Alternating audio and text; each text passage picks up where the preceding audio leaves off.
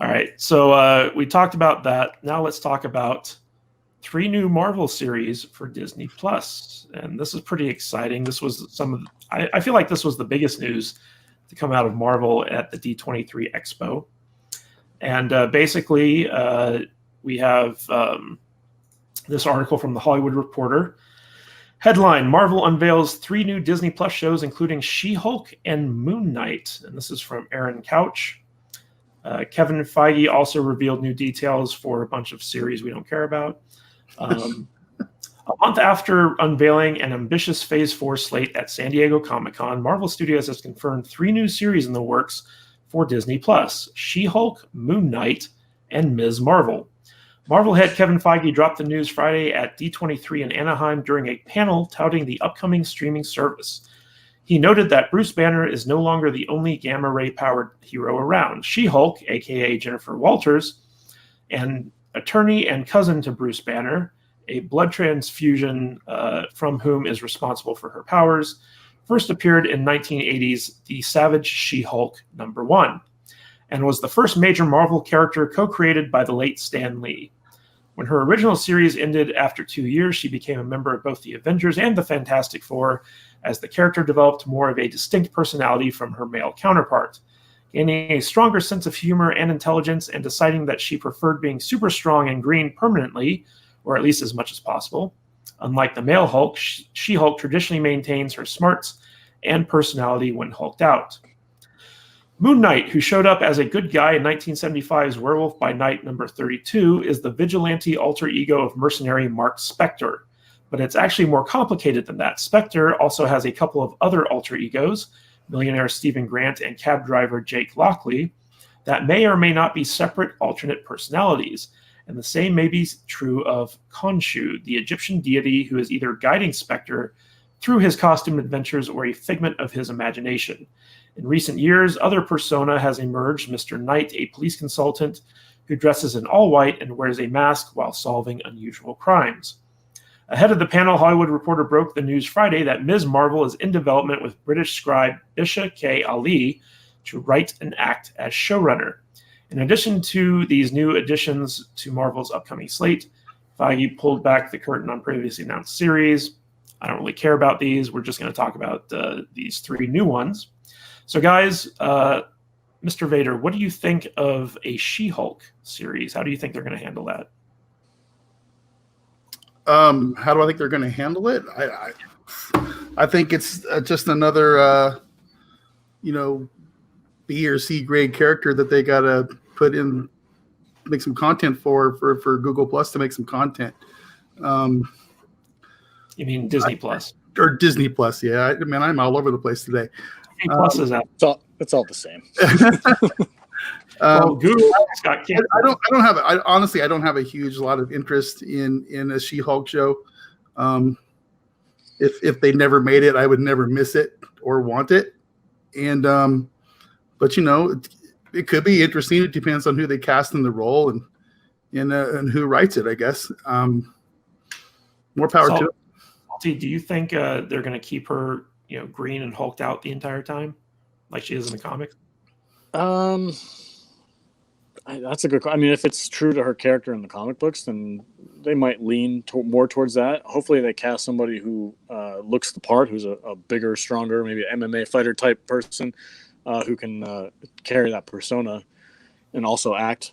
That's going to be hard to find. I don't know who they cast in the role. I honestly, I don't know if they're going to try and use this as some kind of a platform to address like the LGBT community with trans rights stuff. If she's going to be this hulking, massive woman, they might try and play into that card a little bit to try and play into the diversity aspect.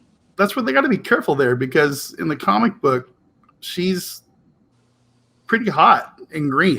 I mean, I don't know any other ways to say it. They don't want some woman that they're going to mistake for a man playing the role. It just won't work.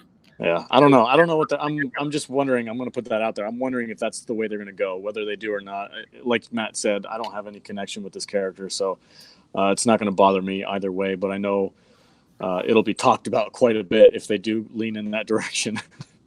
What about the girl from Warcraft? Think she could pull it off? Paula Patton. I don't know. Is she like? I don't remember that movie very much. She was pretty slender, wasn't she? She was kind of a small person. Oh, she's big. Is she? Big. Okay. Yeah, maybe. I mean, if whatever they do, if they're gonna have the budget for the CGI, I'm sure they could work that out too. They could just kind of CGI a little bit. That's the thing I'm wondering is it's like I don't think they can afford to just CGI their main character for however many episodes. They got to have like girl in suit or girl in green skin paint. I'll be honest. When I think of green girls, I think of Gamora or Orion girls from Star Trek. Yeah. Well, yeah. I mean, it's got to be a paint job. I don't see how they could afford to do like a completely CGI character in every episode of that. But I actually think that they might go the legal thriller route, where it's basically like Ally McBeal, Marvel. What is that from Futurama? It was like single female lawyer. Yeah, exactly. Single female lawyer. She's going to be basically an attorney taking on cases, and as she's investigating her cases, she hulks out to fight the bad guys. But all the drama's in the courtroom. This is such a weird show. Now, the one show here that I'm really excited about is Moon Knight. I've been wanting to see a Moon Knight TV show ever since they announced the Netflix series. But the interesting thing here is that these 3 announced series are being produced by Marvel Studios, whereas the Netflix series and a lot of the stuff that's going to be on Hulu, like the Ghost Rider series and stuff like that, is being produced by Marvel TV, which is a separate division that is run directly by Marvel Comics. So they're 2 separate things, and these are characters that can actually cross over into the movies, whereas the Marvel TV characters can't necessarily do that, which I think is kind of interesting. But what do you guys think about potential Moon Knight TV show, Matt? Again, I am not familiar with the character. I remember you saying something about how he would probably be a better fit with the Marvel horror universe or whatever. What are they calling that with the Journey to Terror? The Journey to Terror stuff that they're doing. But it's hard for me to comment on it because I just don't know enough about the character to say anything. But I'll see if Alex has anything else to say. Not a ton, but I know that there's a lot of buzz going around with this character, which is really cool. It's really cool to see kind of a low-key character that not many people are familiar with get a chance in the spotlight. And Matt, like, you're super excited about this, so that's kind of cool. Hearing you be excited about something usually means that there's potential. So Sure. I think it could be really cool. I was really hoping that it was going to be Kit Harington, but that got announced. He's a different character. So who do you think they're going to put in that role? Who do you think would be a good fit, I guess? Honestly, I'd kind of like to see Jason Isaacs in there. Older guy, but I feel like he's got the chops for it. He did this series called Awake. I don't know if you guys ever watched that before, but it was basically this really cool TV show where Jason Isaacs played this cop who existed across multiple realities. Like every time he'd go to sleep, he'd wake up in a different reality where it was a different version of himself and a different version of his life. And you couldn't tell if he was actually living through multiple dimensions or if he was just crazy. And I think that's kind of like a good way to go with the Moon Knight stuff, because the cool thing about Moon Knight, basically he has multiple personality disorder. And the whole thing is like, does he have powers granted to him by an Egyptian god, or is he just insane? He's just a guy running around in an outfit fighting crime. And so like, that's kind of the interesting thing about Moon Knight is you don't know kind of like where he stands on this. But I actually think, so here's my theory. You guys tell me if I'm off base here or not. So Fox was bought out by Disney. Disney now owns Fox, right? And under that is FX and the X-Men and stuff like that. Now, FX was doing this X-Men series called Legion. I don't know if you ever watched Legion. It's a pretty awesome series. It's very mind-bending. But it was run by this guy named Noah Hawley, who also did the Fargo series for FX. And Legion is wrapping up. This was their final season. They were 3 and done. But now that Disney owns them, I think it would be brilliant if they took Noah Hawley, who is great at these, like, what's real, what's not type things, and made him the showrunner for Moon Knight. I think he would be excellent at it. What do you guys think about that? I'll take your word for it. Yeah, Sam, I was going to say the same thing. I'll take your word for it, man. That sounds cool. You guys need to watch more TV. We do. Yeah, Right. we do. Okay, so the final one that I want to touch on here, Ms. Marvel. I think that this was basically, you could see this coming a mile away the minute they announced their Phase 4 slate, because they're all about diversity, and Ms. Marvel ticks all the boxes. She's female, she's Muslim, she's a teen. I feel like this is going to be like Jane the Virgin, the Marvel edition. If you ever watched Jane the Virgin. Yeah, I've seen a couple.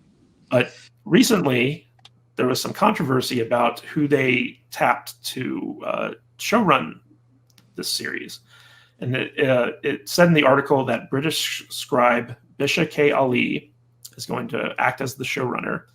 And when this was announced, one of our associates on Twitter, Data Racer, found that she had deleted thousands of tweets from her Twitter account after she was announced as the showrunner for this, all of which were attacking white males.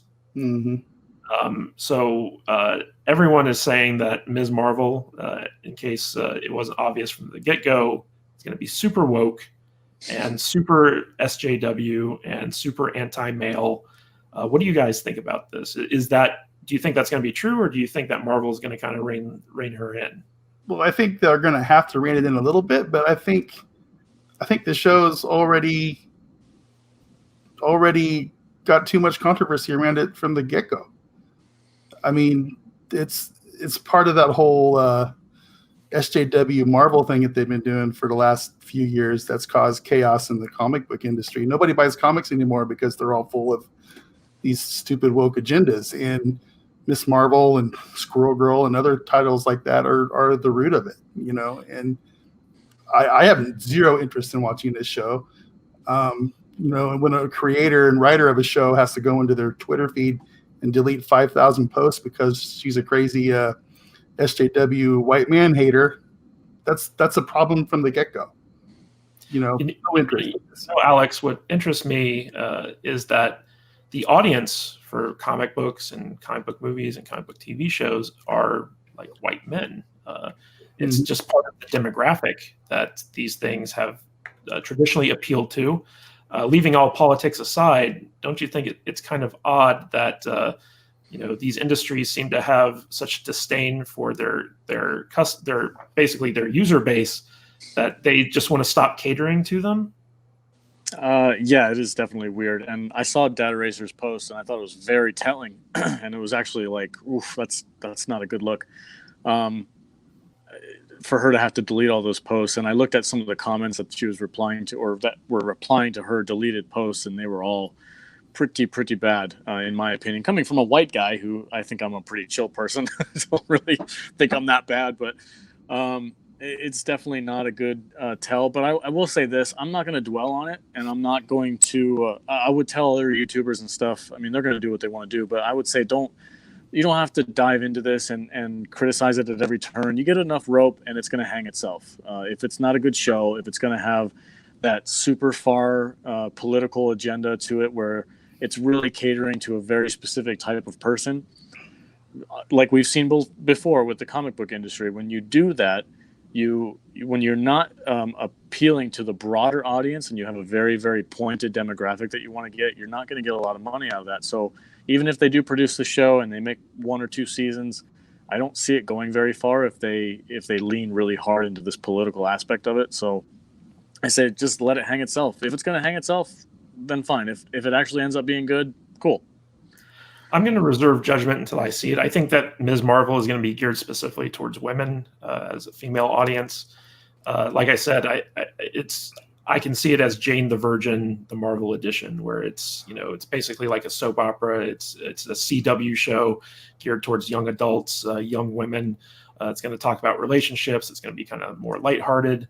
And so I think that a lot of the controversy around the showrunner might die down if she just focuses on, typical teen stuff as opposed to trying to put in any subversive messages or propaganda or what have you. And just to compare, the same type of thing happened with the Witcher series. I believe the writers of that, they had a similar. Their Twitter feed was full of that same type of rhetoric and personality, or whatever you want to say. And that seems to have died down. People are saying that the show is really accurate to the books, and they're looking forward to it now. So hopefully the same thing happens with this. Hopefully that she just kind of puts her personal opinions to the side and just focuses on writing a good show and making good entertainment. And if she does that, I'll support it. If not, then I won't watch it. Yeah, just make a well-written, good story that's entertaining, and stop pissing off half your audience. Yep. It's not hard. You guys are so rational. You're making me come off as the goatee stroking evil mad guy down here. I think I think the big deal here is that at least Alex and I we're willing to give stuff a shot. No, not me. No, I don't want to even want to watch it.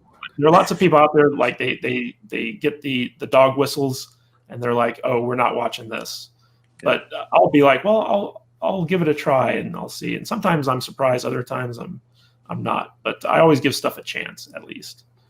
Midnight's Edge After Dark says, are you kidding? He signed up with Sony for the next 10 years in regards to Tom Holland.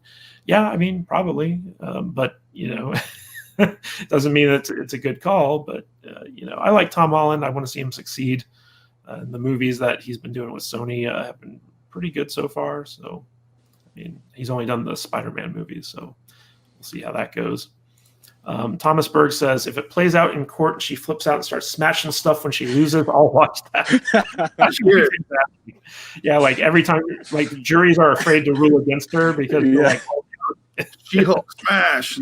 I don't remember if She-Hulk, when they first made her character, was she like the original Hulk where you like talked in single syllable words and smashed things all the time? I think that she was always kind of in control. Like it was basically she was the same character but just bigger and green. Yeah. But one of the interesting things is like at the height of her popularity, she was drawn very sexually. It was very much for the male gaze, And in recent years, they've kind of toned that down a bit. They've made her more bulky and recently they've made her like big and dumb and Hulk smash things. Oh, really? So yeah. Well, I know that there was a John Byrne, I believe, run on the character that apparently kind of defined her, and that's the thing everyone's a fan of. But I really do think that Marvel's going to bring in David E. Kelly to write and produce this thing, and have it just be Ally McBeal with superhero powers. Moon Knight is Marvel's psychotic version of Batman. I think that's a pretty good description of that. I like it. Yeah. Mladen Kulik agrees with me. They should hire Noah Hawley to be the showrunner for the Moon Knight series. Thomas Burke says, I think Ms. Marvel is for the new generation of youngsters. I would agree with that. That's the difference between Supergirl and the Orville. One gives you something to think about. The other tells you how to think. That's a very good point, sure. Mike Latchman. There's a difference between being preached to and propaganda and having actual think pieces that tell both sides and let the audience decide for themselves what's right and what's wrong. I've been trying to learn on Twitter. If I have an opinion about something, I usually pose a question at the end just to get a dialogue going so it doesn't sound like I'm telling somebody what to do or what to think. I'm like, what do you guys think about this? Like, I gotta be better about that because people get pissed off at me. Not me. I tell everyone what to think. Yeah, I say, think like I do. No, you're wrong. This movie's gonna suck. Yes, I tell that to you all the time, Alex. Hey, thanks for checking out this video. I hope you got a lot out of it. And remember, if you want to support the channel, please check us out on the socials. You can follow us on Twitter and Instagram at Matthew Kadish. You can also find our discussion group over on Facebook at eggfbgroup.com. That's eggfbgroup.com. Takes you right to our Facebook discussion group. And if you'd like to help support the channel, check out my books over on Amazon.com. You can find them by going to kadishbooks.com. That's Kadish books.com. And as always, subscribe to the channel and hit that bell icon so you're notified every time we upload a new video for more movie, TV, and entertainment news and analysis. This is Matthew Kadish. I'll catch you guys later.